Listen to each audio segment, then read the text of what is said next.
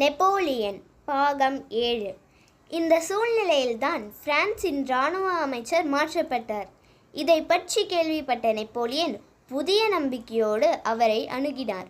ஆச்சரியம்! புதிய அமைச்சருக்கு நெப்போலியனின் மீது நம்பிக்கை இருந்தது. இத்தாலி ஆக்கிரமிப்பை சமாளிப்பதற்கு பிரெஞ்சு படைகள் என்ன செய்யலாம் என்று அவரிடம் யோசனை கேட்டார் அமைச்சர். இத்தாலிய எல்லை பகுதிகளை பற்றி நன்கு அறிந்த நெப்போலியன் அந்நாட்டை ஆக்கிரமித்திருக்கிற எதிரி படைகளை எப்படி தாக்கலாம் என்பதற்கான தன்னுடைய திட்டங்களை விவரித்தார்.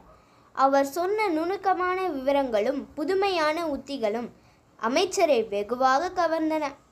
ஆனால் அதன் பிறகும் நெப்போலியனுக்கு உடனடியாக இராணுவத்தில் முக்கிய பொறுப்புகள் தரப்படவில்லை.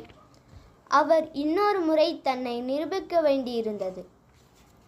அப்போது பாரிஸ் நகரம் பற்றி எரிந்து கொண்டிருந்தது. இந்த நிலைமை தொடர்ந்தால் புரட்சி அரசாங்கத்துக்கு மீண்டும் ஆபத்து வந்துவிடும் என்று ஆட்சியாளர்கள் பதறிப்போனார்கள். எதையாவது செய்து இந்த கலவரங்களை அடக்கியாக வேண்டும் என்று முடிவு கட்டியது இராணுவம். கடினமான இந்த பொறுப்பு நெப்போலியனிடம் ஒப்படைக்கப்பட்டது. நிலைமையை கட்டுக்குள் கொண்டு வருவதற்காக அவருக்கு முழு சுதந்திரம் அளிக்கப்பட்டது.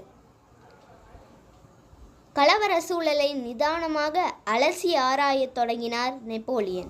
நெப்போலியனின் யோசனைப்படி பெரிய துப்பாக்கிகள், பீரங்கிகள் வரவழைக்கப்பட்டன. மறுநாள் காலை கலவரக்காரர்களை எப்படி தாக்க வேண்டும் என்று அவர்களிடம் நிதானமாக விவரித்தார். வெறும் அரை மணி நேரத்துக்குள் கலவரக்காரர்களை சிதறி ஓட செய்துவிட்டது நெப்போலியனின் படை. ஒரே நாளில் கலவரத்தை முழுமையாக அடக்கி அமைதியை கொண்டு வந்துவிட்டார் நெப்போலியன். அவருடைய இந்த சாதனையை பலரால் நம்பக்கூட முடியவில்லை.